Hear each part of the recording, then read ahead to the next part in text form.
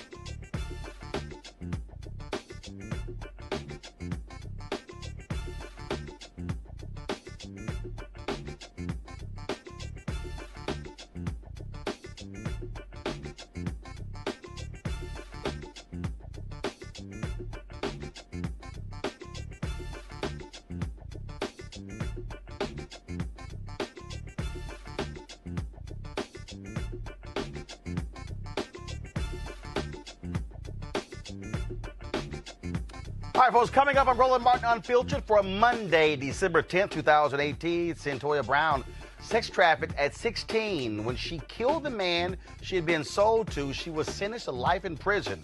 The Supreme Court in Tennessee last week said she should have to serve at least 51 years of her sentence before being eligible for parole. This case stinks, and we're going to break it down. Also, the Republican assault on democracy goes on. Today we focus on Florida. Proposition 4 passed 65% of the voters in Florida. It restores the voting rights of the formerly incarcerated, yet Republicans are saying, well, we need more guidance. What the hell you need guidance on? It passed. We'll talk with Desmond Meade, the brother who spent 10 years trying to make sure this got on the ballot. Donald Trump's personal lawyer and fixer Michael Cohen is expected to be sentenced on Wednesday for felonies he committed at the direction of Donald Trump. As one legal expert put it, if Trump were not president, he'd already be indicted. Our panel will break this down. Also, folks, Donald Trump lies so much. Fact checkers have been working overtime. Today, the Washington Post unveiled a new category of lying that only Donald Trump qualifies for. We tried to tell you. Hashtag Trump Lives Matter. Also, folks, New York City cops grab a baby from a woman's arms for sitting on the floor of a food stamps office. There were no chairs. Folks, this could be a new one, sitting while black. We've got the disturbing video. Also, an extremely entitled example of white privilege. A college student at Columbia University in New York went on a tirade aimed at a bunch of other students of color. Yeah, you know, crazy-ass white boy, he in trouble. We got the video.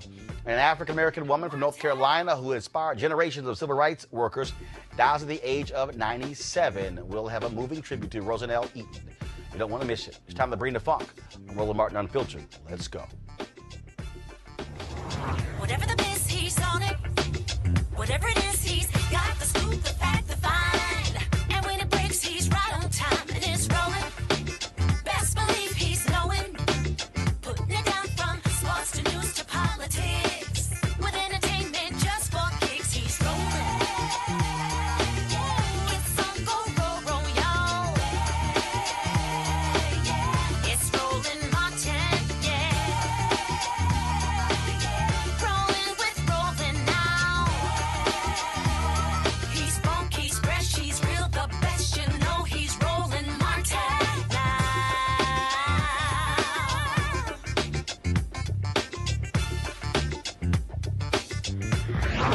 Martin.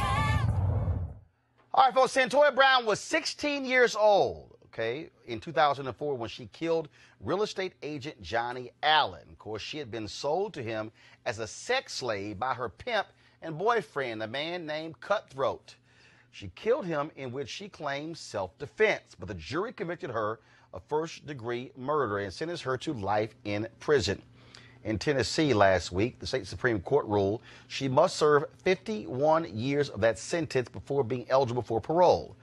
Now compare that to the other child sex trafficking case we heard about last week when billionaire Jeffrey Epstein, who was accused of sex trafficking with minors over a 6-year period with dozens of girls, was sentenced to serve 13 months in a Florida county jail, not even prison.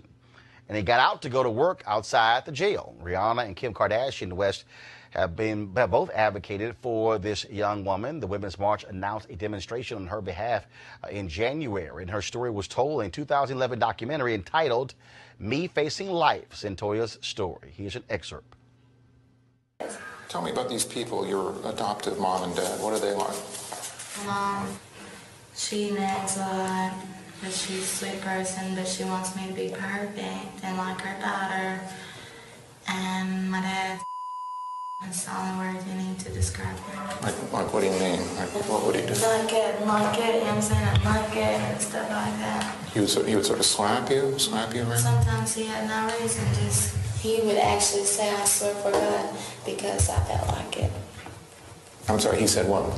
Because I felt like it when I asked him why he hit me. Oh, I see. That's what he would say. Yeah. What's this guy Cut? What's his real name? Gary and McLean. So how long were you living with him? For like 3 weeks. And then what was he like? Different hotels. I remember one time, the first time he did something to me is when he choked me and I passed out. Because he said I thought he was a joke. Mm-hmm. else did he do to you? He talked real bad to me and jacked me. He pulled me by my hair and dragged me and stuff. He put guns up me, told me to strap and stuff like that, getting that with other people. Did you ever have sex with the guys? When I put a gun up to me, I did. Did he have sex with you too? Yeah, he had sex with me. Sometimes I don't want to have sex with him. He'd still me. I'd be crying and everything. So how come you stayed with him? You're not listening. I'm making him money. He wasn't gonna let me go nowhere. He's told me he'd kill me. He knows where my mom lives. And I know the dude choked me till I almost passed out. He's not afraid to kill me. Well, I'm going to talk to Kathy Evans, and then we're going to try to do something that might help you out when you go to court. Okay? Okay, thank you. All right, folks, joining us right now is Tennessee State Representative Harold Love. Representative Love, how are you? I cannot hear Representative Love, folks, so let's get the audio straight, please. Representative Love? Yes, sir. Can you hear me now? There we go. All right, then. All right. So first and foremost, got to ask you your just initial thoughts on the Supreme Court decision regarding Cyntoia being 51 years. It is as if they completely ignored the fact that she was a sex slave. Yeah, we were really disturbed by the fact that even though we passed new laws dictating that persons who were part of human trafficking would not be prosecuted this way, the law was not retroactive to affect her. And so what is the governor saying? I mean, again, this woman clearly is a victim, and it's not like she was involved with this guy on her own accord. I mean, she was being held against her will. She was kidnapped. Yeah. She was being terrorized. Yeah, that's all very true. And the unfortunate part is that when you have young ladies who are victims of sex trafficking and they're put in a situation where they're prostituted and they feel as though their life is being threatened, there's no opportunity for them to have self-defense. And this is really a very tragic situation because, as we know, people who are put in this lifestyle oftentimes are being mistreated and degraded and really just treated very awfully. And so what is next? I mean, is the only recourse left that the governor will pardon her? Yeah, and we have a governor going out in this next term, a new governor being elected. So the Black Caucus is looking to appeal to a new governor to say, look at the case, review it, consider all the facts, especially the fact that she was put in this awful situation, and look to give her some relief. You're talking about 51 years for defending yourself, 51 years for a situation where you, again, being a victim of sex trafficking, and this other man was threatening her life every day. So you're talking about this case needs to be revisited. All right, then. Was Representative Love, we certainly appreciate it. Thank you so very much. We'll certainly be watching this case moving forward. Thank you so much. All right, let's go to our panel now. Dr. Avis Jones, Weaver, leadership strategist. Michael Brown, former chair, DNC Finance Committee. Eugene Craig III, CEO of the Eugene Craig Organization.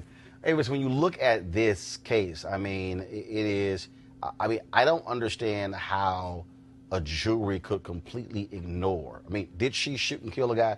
Yeah, but this is a woman who, again, clearly a victim. Absolutely. Clearly being terrorized. Absolutely. And first of all, she was a child when this happened. Let's just put this into context. She was a child that was illegally bought by an adult male who was raping her repeatedly and threatening her life repeatedly and committing violence against her repeatedly.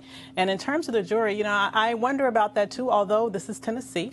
I have a very, I don't know the racial composition of the jury, but I would not be surprised to say that it would probably is not reflective of her.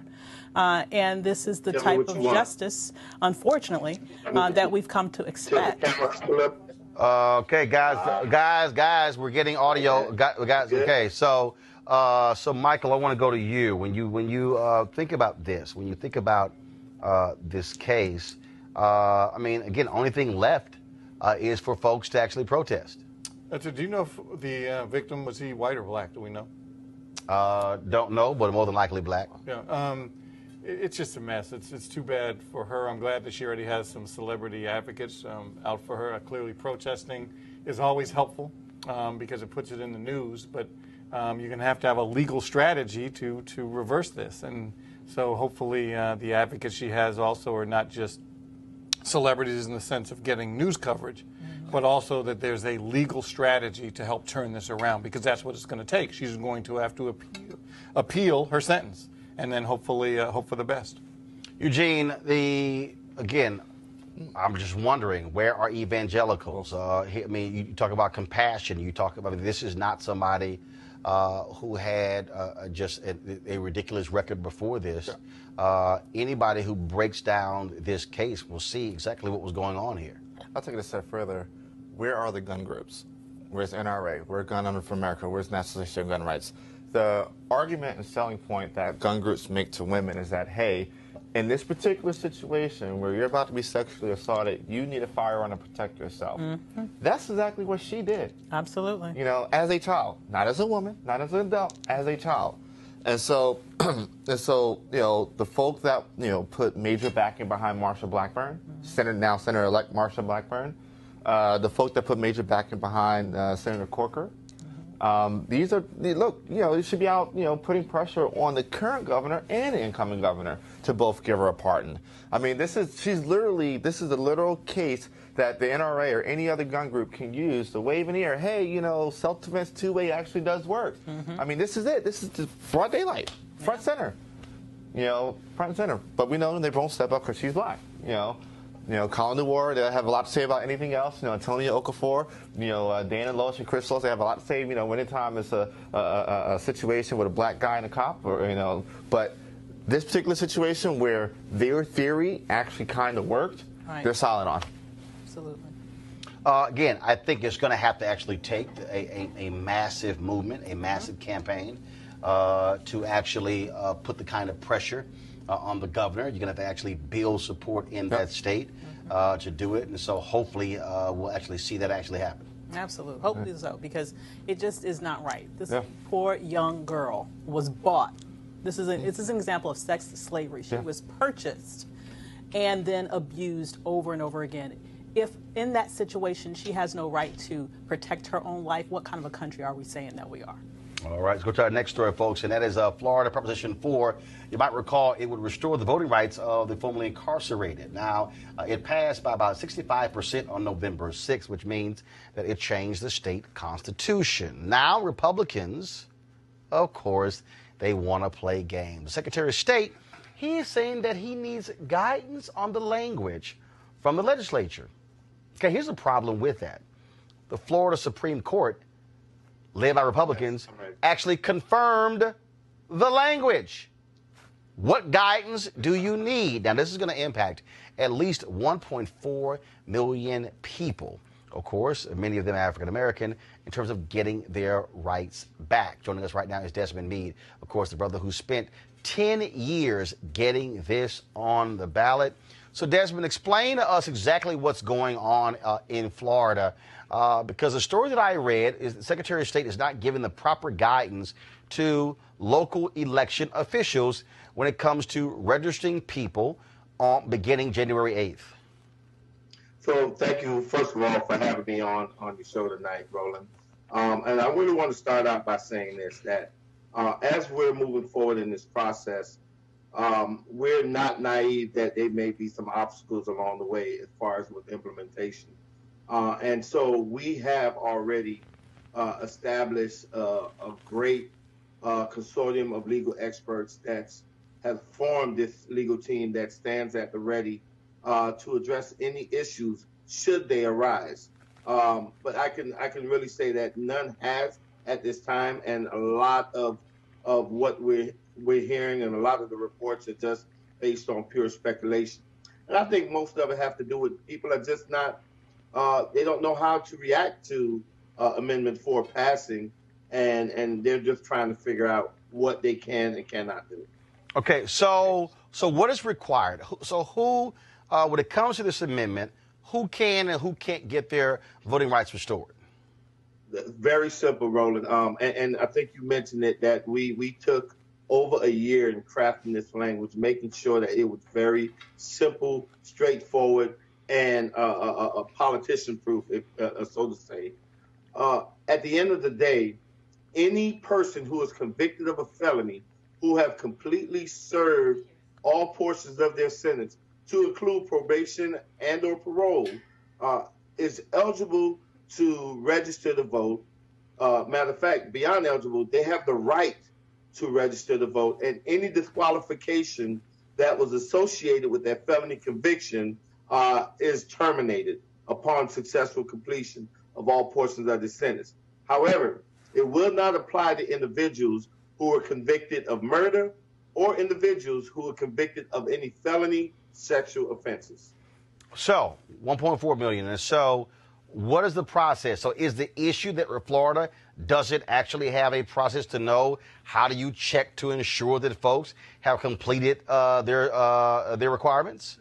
So that's a great question. In the past, the only two databases, I should say, that needed to be checked was a database that, first of all, indicated whether or not an individual was convicted of a felony offense, and then the other database would indicate whether or not their civil rights have been restored. And so basically the supervisor of elections have had to rely on the database from Florida Department of Law Enforcement and the database from the Office of Offender Review, which in the past was known as the Florida Parole Commission. Because this is a new way of individuals being able to get the right to vote back, what the state is grappling with is how does it interpret completion of sentence? Well, the Florida Parole Commission pretty much operate on the standard that restitution is considered part of the sentence, and they're requiring restitution to be paid. And then there's some, I would say, some fees that are associated to the sentence as part of the sentence that need to be paid.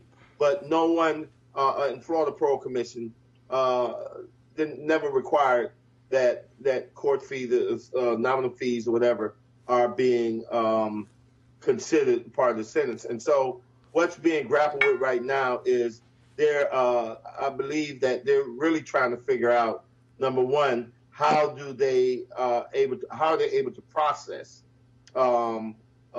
check system that would see whether or not a person have fully completed their sentence. So folks can start registering January 8th. And so what are you telling the formerly incarcerated they should do?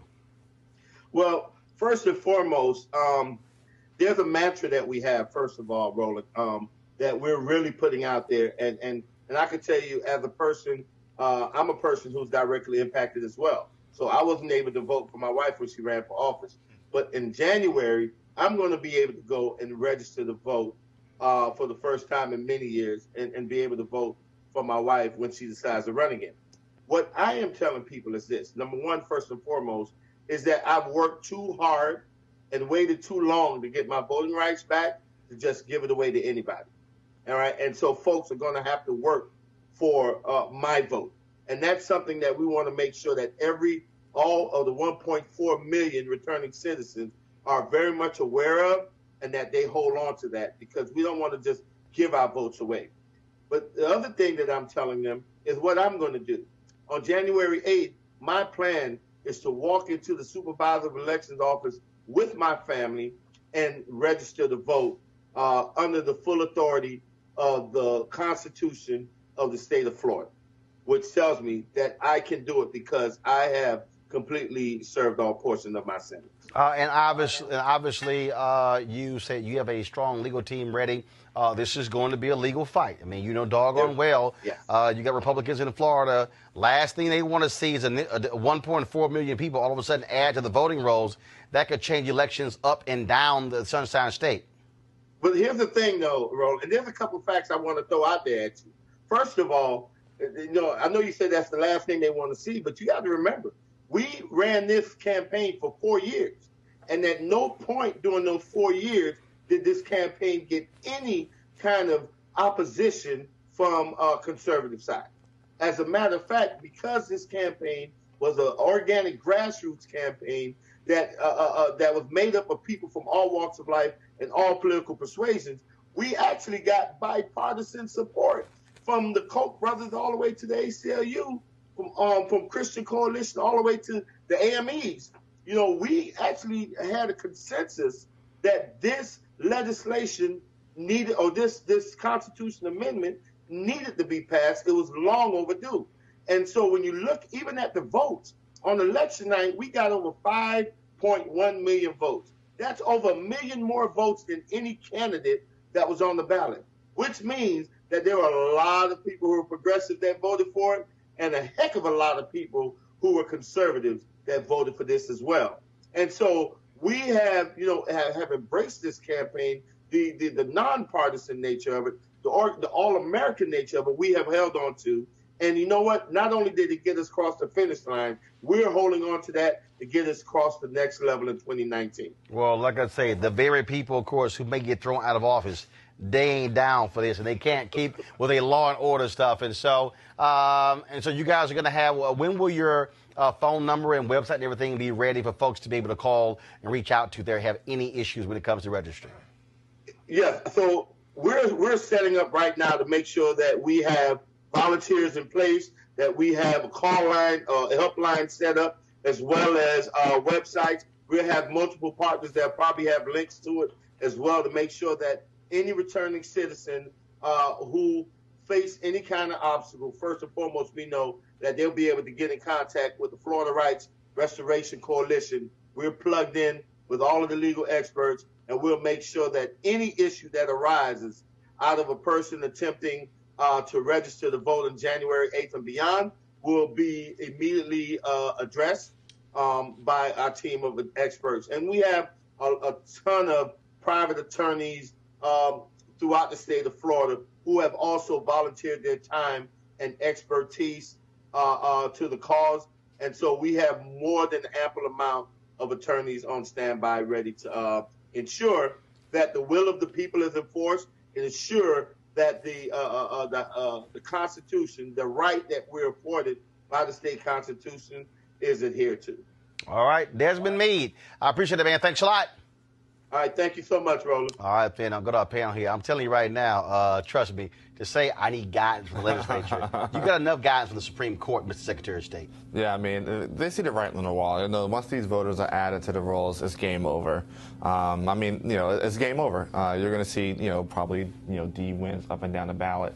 And particularly if these voters are added to the rolls in time for the 2020 election, Florida just got a whole lot more interesting. Absolutely. I mean, this is consistent with what we're seeing in several other states across the nation, where Republicans are doing everything they can in this lame duck period to put a wrench into what the voters have already indicated that they want from the previous midterm elections. And this is just the Florida example of this. The implications are huge. They know it. Even though broadly speaking, yes, this particular initiative received bipartisan support, the reality is we know that the Republicans have a very strong bent towards reducing the electorate rather than expanding the electorate, because they know that generally speaking, when more people vote, they lose.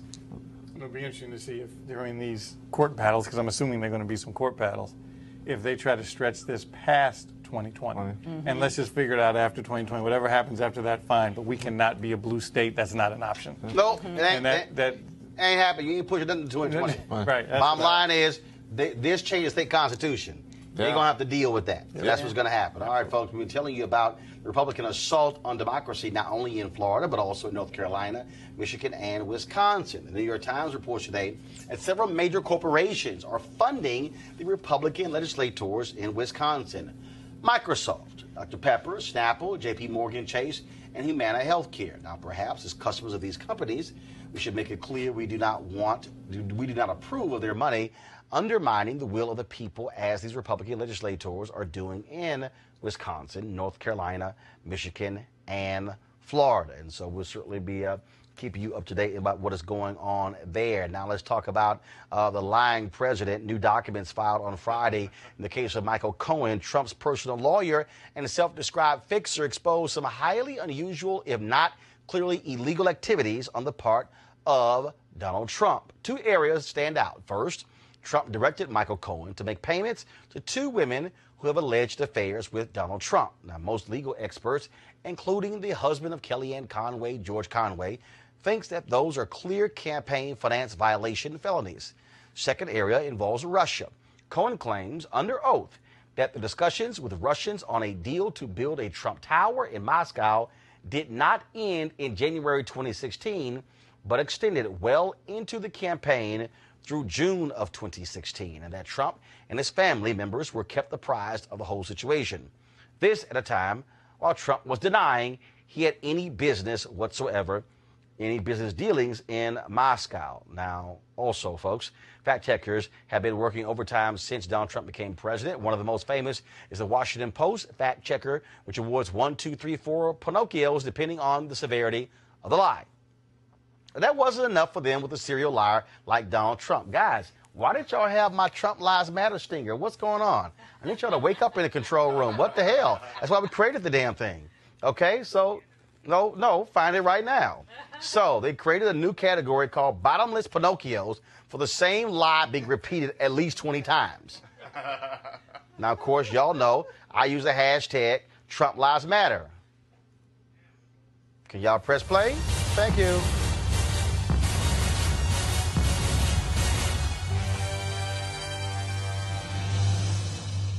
I'm glad we woke up in the control room. Let me see if they still awake. Play it again. Play it again.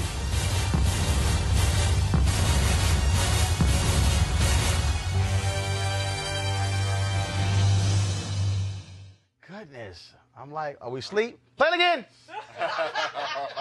Come on, play it again.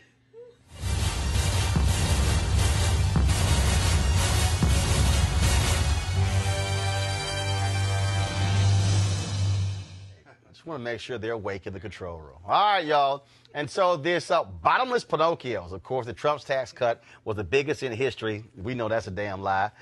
He repeated 123 times. The U.S. economy has never been stronger. Repeated 99 times. Big-ass lie. Trump claimed the United States had started building the wall. Big-ass lie. He repeated that lie 86 times, and there are 14 in total. And Trump is the only person to have the honor of even one. I could go on, but there's so many damn lies. And I'm just going to go ahead and stop. We're going to go to our panel here. So first, let's deal with Cohen. Trump got a serious problem. He can sit here, Eugene, and dance all day. I love the one over the weekend. Oh, this cleared me. Yeah. That's a lie. Yeah. Right there. That's a damn lie. I'm going to give you a hot take here. I don't think Trump finishes 2019 as president. At this point, his only way out is a pardon from President Pence.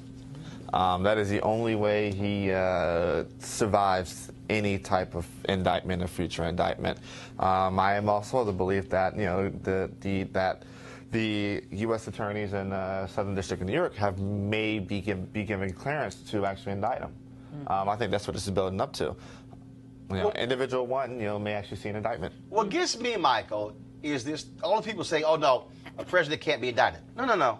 There's absolutely nothing in the United States Constitution that says a president cannot face a criminal indictment. That is a memo. Yep. That is a memo written in the Department of Justice that has never been challenged in the courts. So this idea that a president somehow is above the law or he was too busy if he gets indicted. So you're trying to explain to me that everybody in our government, below president, meaning vice president, cabinet members, Supreme Court justices, members of the House, the Senate, governors, state reps, state senators, mayors, commissioners, county judges, everybody else in America could get indicted for criminal activity but one person. And one of the loopholes in that particular letter has to do with in furtherance of getting that office in the first place. So there could already be an out relative to that particular policy that the reason the alleged crime has to do with how you got the office. What to me will change the whole dynamic of this whole situation, because clearly we know number 45 will say anything, including that these past filings cleared him, which of course they didn't, is if any of these family members are indicted. I think that's the If that occurs, I think that changes the whole dynamic. I agree with you 100%. He's definitely protecting Ivanka or Don Jr., Eric over the presidency. Or both, or all the above, over the presidency 110%. And I think, one more time, the only thing that protects him is once he gives them a pardon to protect them, only thing that protects him is apart from President Pence. Yeah. And I would say that one more tidbit. I think it's why Nick Ayers didn't take the job.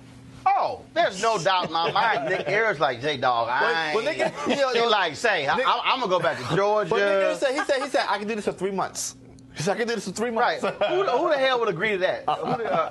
Avis, what really cracks me up also is when I look at all these people who are just making excuses for him. And the Fox News people are the absolute hilarious. And I love this one here, like, same thing happened under Obama. Okay. Let me just be real clear. Let me just be real clear. What was that, Let me be real clear. Play it again. Obama didn't have no side pieces. Okay. The campaign violations on the Obama campaign was because, like, 48 hours went by and then they didn't properly report or something like that. You ain't have no porn freaks walking around saying, I'm going to talk unless y'all pay me. Okay? So I love how they kept saying, oh, it's the same exact thing. Well, no, it's not, Avis. No. It's not close to the same thing. No, it's not close to the same thing. But you have to keep in mind, they're probably trying to get a job in the Trump administration. That's where he gets all his cronies from Fox News. We're about to have someone from Fox News in the damn UN. Okay? So, they will say anything to be in the good graces of this presidency. And the bottom line is that he probably needs them, because who else would want to work for them if they want to have a career after he goes to jail or wherever he goes off to at the end of his administration? You know what did happen under Obama? The major Trump supporter Dinesh D'Souza actually court an FBC case. Oh, yeah. In which he was convicted, in which he was given a pardon by President Trump. Mm-hmm. I love this one here. So you got Senator Orrin Hatch of Utah, okay, who sits on the Senate Judiciary Committee. When asked about this, he went, I don't care. He's honest. So what? We can just go ahead and just, like, break laws, commit wrongdoing.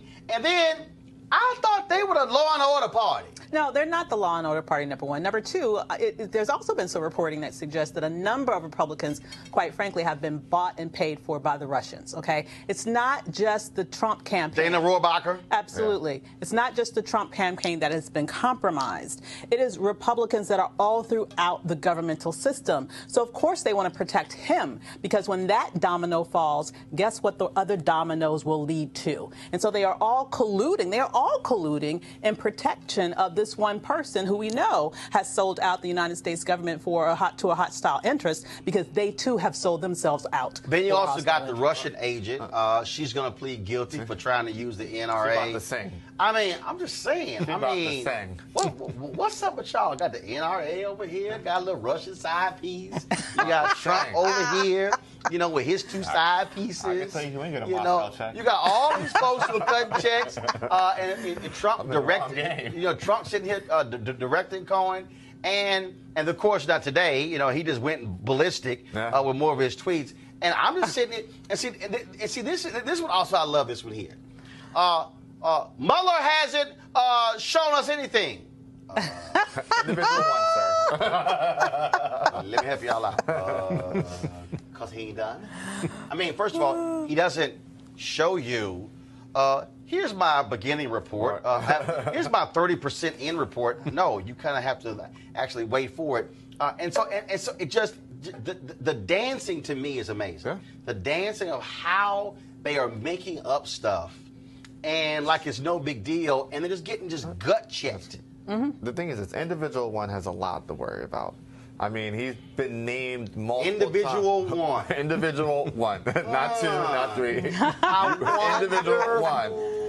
Who would go on to be elected president of the United States? Let's see. How many people hold that position at one time? Bingo. Which is why it's called individual one. Yep. So he's been named in at least 2 indictments now. Probably more. I'm pretty sure it's going to be more as the sentencing papers for Manafort and Cohen are further filed later this week. But it's going to be interesting. I mean, pretty much an unidentical conspirator at this point. I mean, literally been somewhat named the ringleader. I mean, Cohen said, listen, I did all this because Donald told me to do it. Absolutely. He's tired. He's finished carrying his water for him. But what I'm looking for is the smocking gun. Where is the smocking gun? Oh, my God. Oh, my. I mean, First of all, what is the smocking gun? yes, what is a smocking gun? Look, I can't even. I can't even. That's a new gun. That's a new age. That's a new look, outfit. Don't get smoked. You Smocking get gun. First of all, this has to be the most illiterate president Oh we've my ever God, had. yes. Yeah. I There's mean, literally no qualification to run for president anymore. Hooked on phonics is a beautiful thing. I understand why Michael Avenatti thought he had a shot. I mean, I understand. I believe. but the iPhone got spell check. It does. It does. I mean, but iPhone if you got start smocking enough, it'll automatically change it for you. iPhone got autocorrect. Listen, people have figured out the ducking. If you can figure out ducking, you can figure out smocking. But if you listen, if you hear that their messaging is, and the Republicans' messaging is, obviously they stick with this whole no collusion, which obviously isn't even a legal term. But it's okay that you cheated to win, but we don't care about that as long as there's no collusion. Right, right. But then you got Alan Dershowitz, who's sitting there going, like, for instance, how he wants to make everything a legal argument. Okay, first and foremost, impeachment is not a legal Political definition. It's political. I mean, the Constitution does not spell out what qualifies under impeachment. It's literally what the House and the Senate decides what it is. Well, it's interesting because, you know, it literally implies any crime.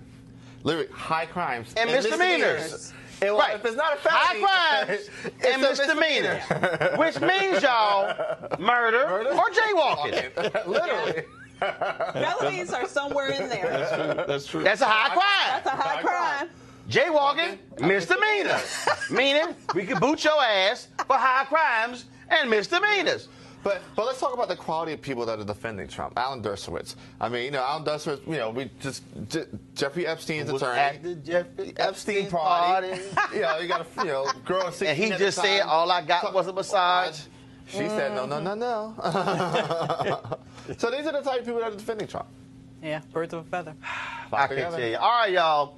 This is the perfect time for one of our partners who support the show. And y'all want to write this website down, marijuanastock.org. There's a whole bunch of that going on at the White House. marijuanastock.org. Now, look, I'm going to tell you why. As we transition to the holiday season, this is the time when we start thinking about giving and sharing, not puff, puff, pass, pass. Now, sometimes the best gift that you can give someone is an opportunity that could potentially change their lives. That's why our friends at Transatlantic Real Estate have created an investment opportunity for the everyday investor. It involves legal marijuana and crowdfunding. Let me say that. Legal marijuana and crowdfunding. Now, we all know that legal marijuana has created one of the fastest growing industries in this country, multi-billion-dollar industry. We also know that crowdfunding makes it easy to be an early investor of an opportunity. Now, but it gets even better. Transatlantic Real Estate is different. They have a business model that is very simple. They buy land that supports marijuana grow operations and lease it to licensed, high-paying tenants. Once you understand that, you are investing in the landlord of a licensed marijuana farm in a high-growth market. Now, for a limited time, you can invest as little as $300 up to $10,000 before the company goes public. Now, here's some more good news. They have recently extended the offer, which means you still have time if you take action now. Now, keep in mind, you must complete and confirm your application to participate, so be sure to complete the process.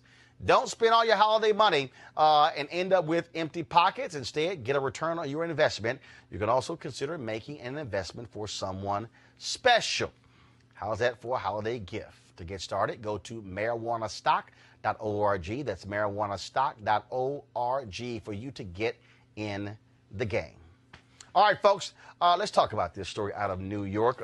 Police there say they are quite disturbed as a result of this video. This all started at a Brooklyn, New York food stamp office when Jasmine Hetley sat on the floor because there are no available chairs. She got into a verbal dispute with a security guard. And guess what? Somebody called the cops, and these dumbasses did this.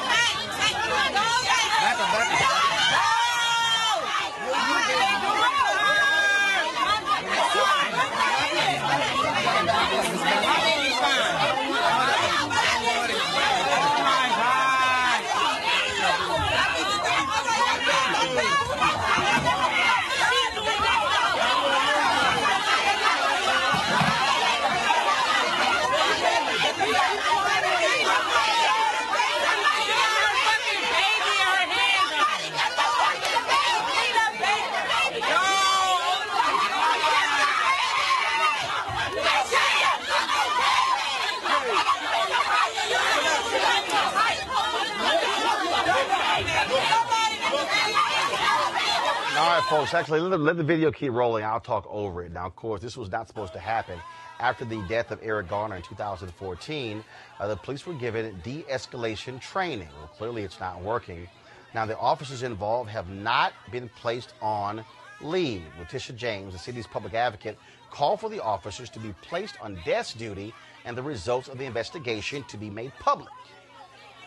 Now, this is what she said, quote, "Being poor is not a crime. No mother should have to experience the trauma, humiliation we all witnessed in this video." And of course, Letitia James, she is the state's attorney general elect in New York State. Again, it's just very basic. So let's see. There are no chairs. She's sitting on the floor. No harm, no foul. No harm, I mean, I'm just trying to understand. And the other piece is, I don't get why a cop doesn't show up and go, "This why you called us? No, seriously. Exactly. Is this why you called us? Pack this shit up, let's go." I'm not. I don't understand why these cops feel as if they have to listen to some rent-a-cop in a situation. You know, I'm going to say this, and this is going to sound wild as hell, but looking at a video like that, it makes it very, very, very hard to not say, to put the fucking phone down and give the girl some help, cop or not. Right. I mean, you're literally pulling almost a 1-year-old apart. You know, 2 officers pulling a 1-year-old in two different directions. I mean, another officer holding a taser out towards the crowd and then towards the mother who's already on the ground subdued, just trying to protect the 1-year-old.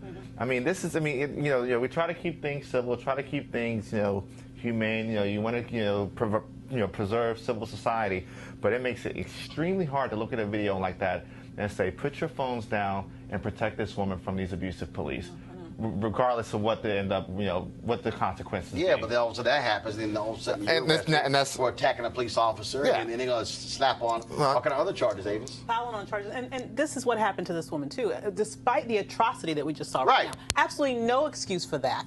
I don't even understand why any of them. She gets charged. She got charged. She is currently in Rikers. She is, as we speak. No bail. No bail. Lord only knows where her child is or if they will be reunited. I mean, this is a human rights atrocity. And so in terms of what should happen to those cops, okay, there should not be any peace in front of any of the New York's precincts until that mother and that child is reunited. And those specific cops are out, unemployed as they should be. Certain situations, I mean, this is where elected officials and politicians just have to step up. Mayor de Blasio needs to just do something today. I mean, there's just certain things you just need to just do. And I don't even know what the charge. She should not be in Rikers. She shouldn't be in Rikers. I don't even know what the charge was. I didn't see her throw a punch. I didn't see her kick. Outstanding warrant in Jersey, and that's what they decided to hold her on. And they charged her after the fact with resisting and everything else.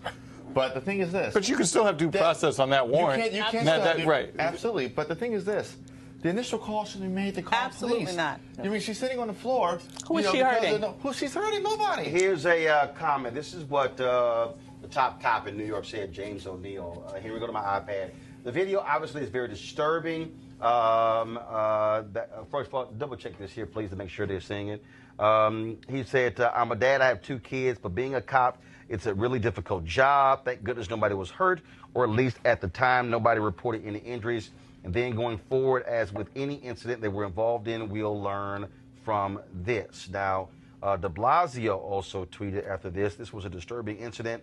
Like anyone who's watched this video, I have a lot of questions about how this was handled. NYPD and the City Human Resources Administration, which oversees operations and programs, including SNAP, will get to the bottom of what happened." Okay, yeah, but she's in jail. Start doing. This is beyond disturbing. Stop issuing statements. Start doing. You were elected. You have power. De Blasio, mayor, you have power. City council, you have oversight over this police department. She's 23 years old. The charges include resisting arrest, obstructing governmental administration, and acting in a manner injurious to a child. You know who was acting in a manner injurious to the child? The damn cops were acting in a manner injurious to a child. Now here's the situation. De Blasio, okay, look, you married to a black woman, okay? What you have seen is an assault on a black woman that I guarantee you, I don't care that the police officers were also black, because we also know what happens when they turn blue, right? Okay, how about this? So you're going to love this one, or you're going to get it even better. So she remains behind bars in Rikers Island, according to the New York Post here. Can y'all now see it? Can y'all pull up my iPad, please? but the Brooklyn DA's office said Monday that it hadn't requested bail and were working with New Jersey authorities to clear up a warrant so she can walk free ahead of her next court date. The point is they would have never assaulted a white woman like that with a little white baby. Let's just be very clear about that. That would have never happened.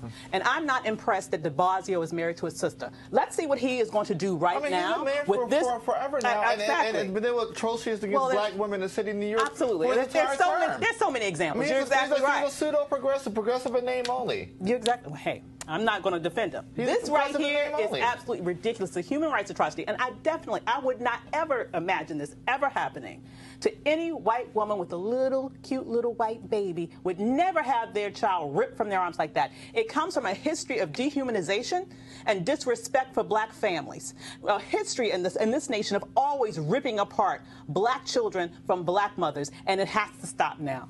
It reminded me of both 12 Years a Slave. It reminded me of Roots, when they ripped the families apart, and that's exactly what it reminded me of. And the mothers holding on to their babies with dear life, and then the police took them away. Yeah. It was sad. How many police officers were there? Like 8, 10? But you have 2 police officers pointing the baby from 2 different angles, and then another one that has a taser out pointing at the baby, at the mother, and at the crowd. I know. Yeah. It's crazy. Absolutely crazy. All right, y'all.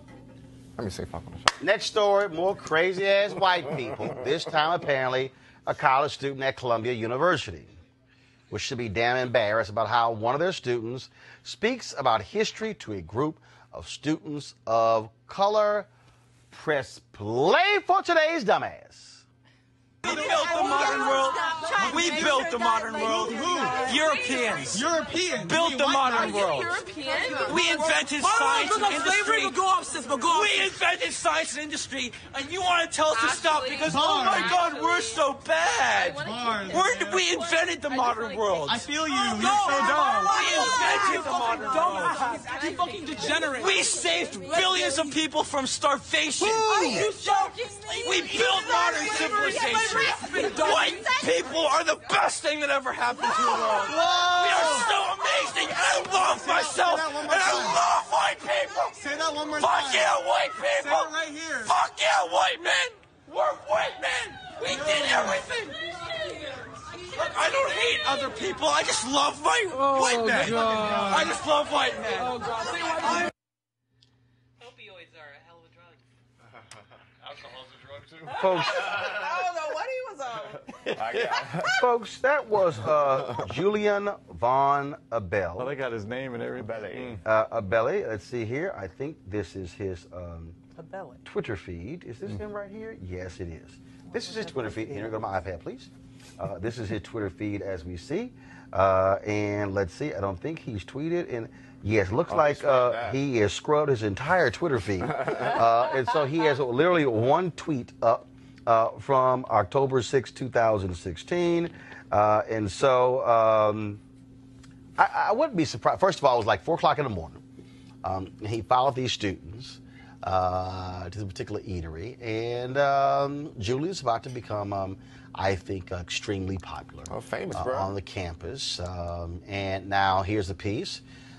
He was drunk. Now, the Black Students Organization at Columbia released a statement. They said that the student physically grabbed one of the other students and asked if black women like to date white men. Oh, Jesus.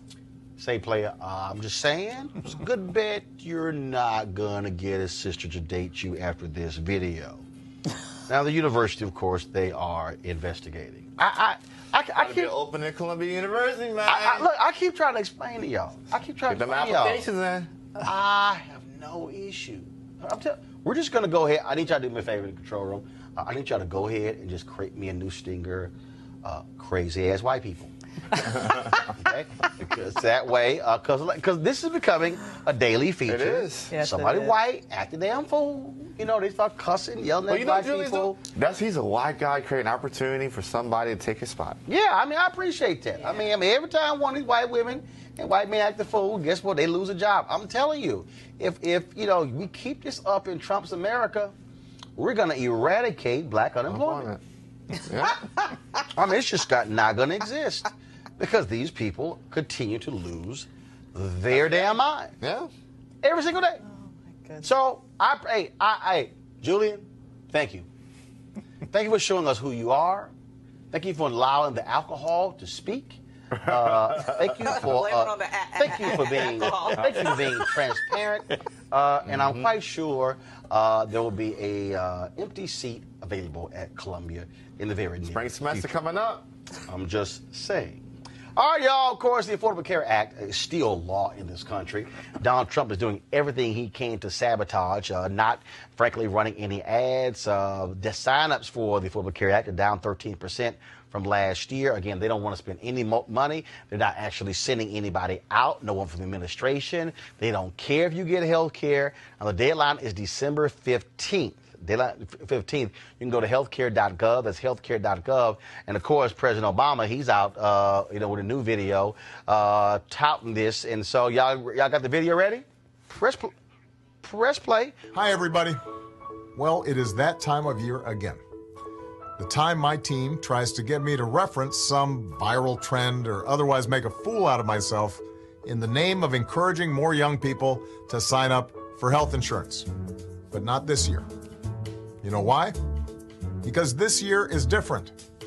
Young people have stepped up like never before, on campuses, at the voting booth, and at the doors of power. And frankly, I think you've proven that you don't need to see me taking jump shots or sitting between a couple of forest plants in order to know it's important to have health insurance, in case, God forbid, you get really sick or hurt yourself next year. So this year, I'm giving it to you straight. Sign up for health insurance at healthcare.gov before the deadline on December 15th. You can do it right now. And most folks can find coverage for $50 to $100 per month. That's probably less than your cell phone bill. One more time.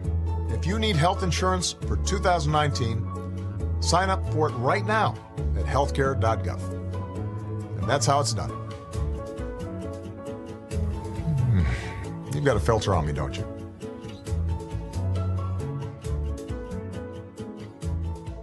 All right, then. So don't forget to sign up, folks. Healthcare.gov. All right, time for our quote of the day. Press play.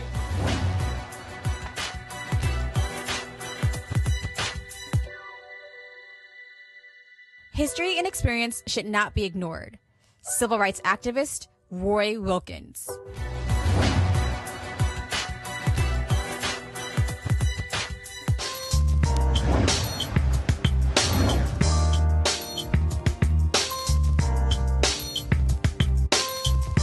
Understand what's going on.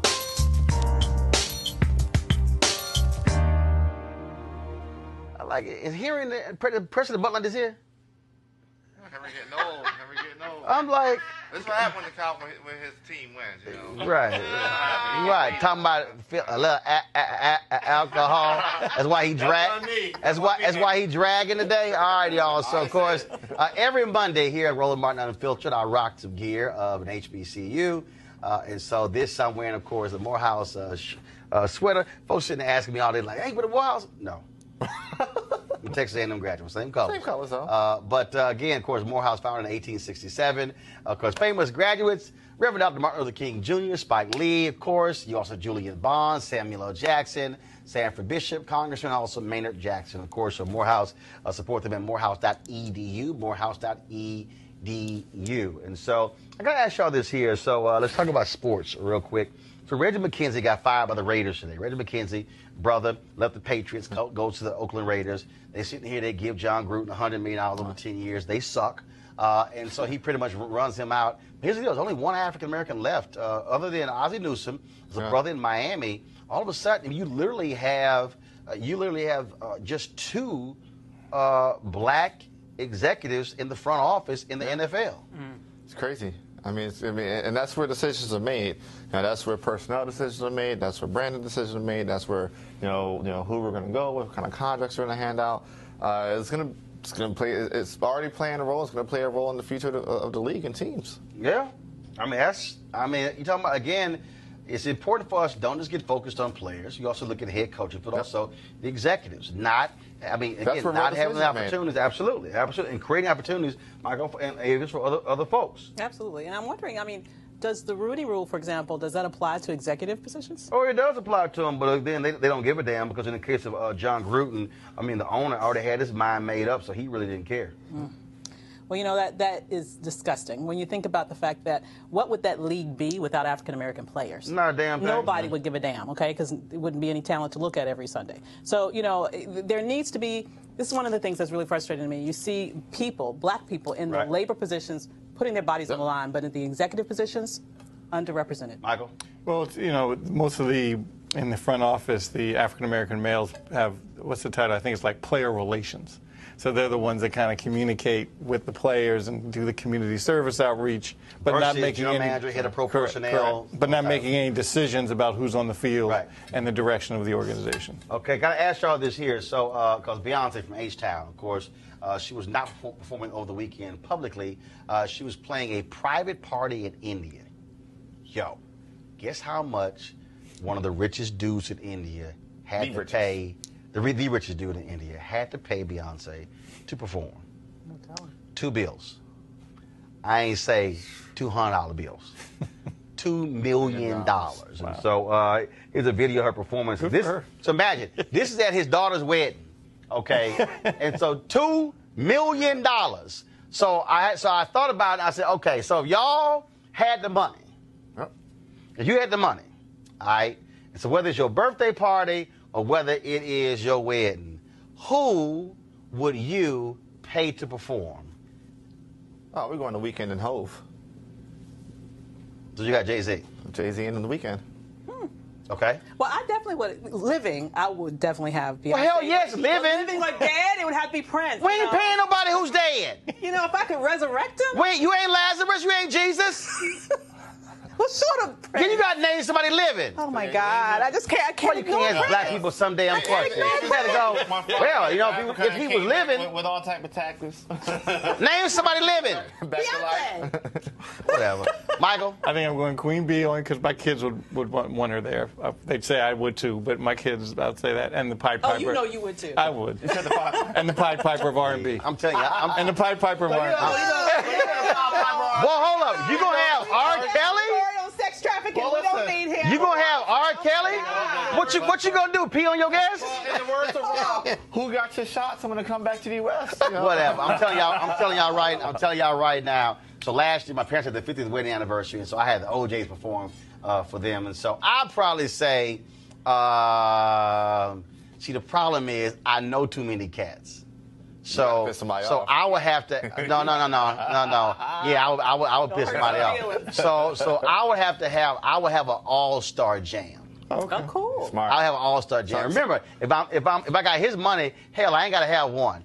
So because of the people who I know, and I don't want to make nobody mad, it would have to be the OJs, Jeffrey Osborne, Smokey Robinson, Johnny Gill, New Edition, Frankie Beverly and Mays, Charlie Wilson. Good Lord, that's I said all-star jam.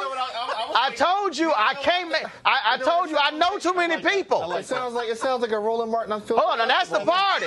Hold up, that's the party. That's the hold on, no. That's the Saturday night party. Of course, no. We have a gospel brunch the next morning. It's gonna be a gospel brunch the next morning. So I'm just letting y'all know. Unfiltered festival. I'm just letting y'all know. Can we have the tribe? No, you can't talk because you said R. Kelly. You can't say a damn thing because you had R. Kelly on your list. You can't say a damn thing. You can't offer us no more suggestions. All right, y'all. Prominent civil rights leader died at the age of 97. Rosanell Eaton was considered an inspiration to the likes of from President Barack Obama. He wrote about her in a letter to the editor in response to a New York Times story about the Voting Rights Act of 1965. She became one of the first black folks to vote in her county in 1942 at the age of 21 after passing a literacy test. For over 40 years, she was a poll worker, helping register about 4,000 people to vote. Now, in her more recent years, at Reverend Dr. William Barber's request, she became a lead plaintiff in a lawsuit against a new North Carolina law that was seen as voter suppression. Not seen, it absolutely was. Now, of course, I reached out to Dr. Barber to talk about her, but his Fusion Films Company, they put together this tribute to her. Take a look. 3 lead matriarchs. I'm a preacher, and I remember it was the matriarchs in the book of Exodus that helped to save the land save the people of the Hebrews. This Rosanell Eaton, young age of 94, excuse me.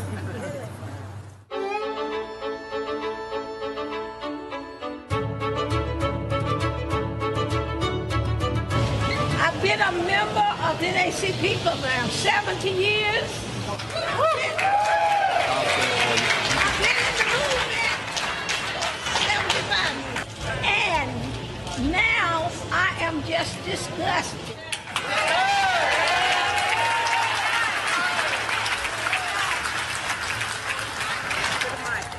Good evening, everybody. Good evening. It's a pleasure for me to see all these people standing here.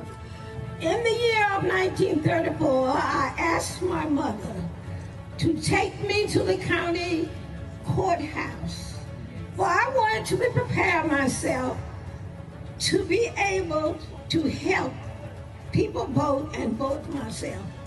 So she and my brother carried me on the wagon, pulled our mule, to the county seat. As we approached their office, there were 3 white men seated. One of them looked at me and asked me, "What do you want, little girl?" I quickly told them the story. One of the men, looking at each other again, told me, "Stand up straight against that wall with your eyes looking directly toward me and repeat the preamble of the United States of America without missing a word." I did it.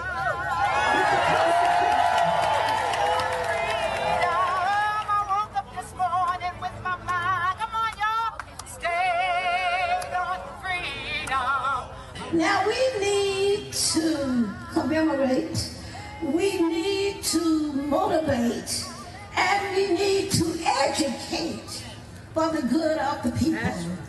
We must strive and restore the voting rights, because you know that's the thing that really will stop us in our tracks if we don't watch out. That's right. The other night, when they announced something about some fraud, I said, why they keep lying? Because I got on the stand and stayed on the stand at the courts. And I explained to them that that was no fraud. We had a little conflict in the system once upon a time, about 25, 30 years ago, concerning a mixed up on names. But there was no fraud. They put all of this, as it has been told. But I want to tell you what I got up there in the hot seat and told, time after time, is that they were doing that to set us back. That's right. And we should get interested. Everybody, go home. Tell the people, you're on the street. Don't just go to the store to get groceries. Come on now. Go there, and if you see somebody, tell them about the movement. Tell them about the people that's working for the movement. I didn't plan to march. I wore heels out on my shoes. Come on now. But the Lord put me there to help. I talk to people all over the world. I talk when I go to shopping, grocery shopping, every shopping. I go in places and tell them, what are y'all doing? And they'll say, well, we are just talking. But then, what are you talking about? And get involved in that. You got to open up your mouth and be a committee of one. I can tell you that. And I have made many speeches. Say, we the people. We the people. We the people. We the people. We the people. We the people. Say, fed up. Fed up. Fired up. Fired up. Fed up. Fed up. Fired up. Fired up. Thank you so very much.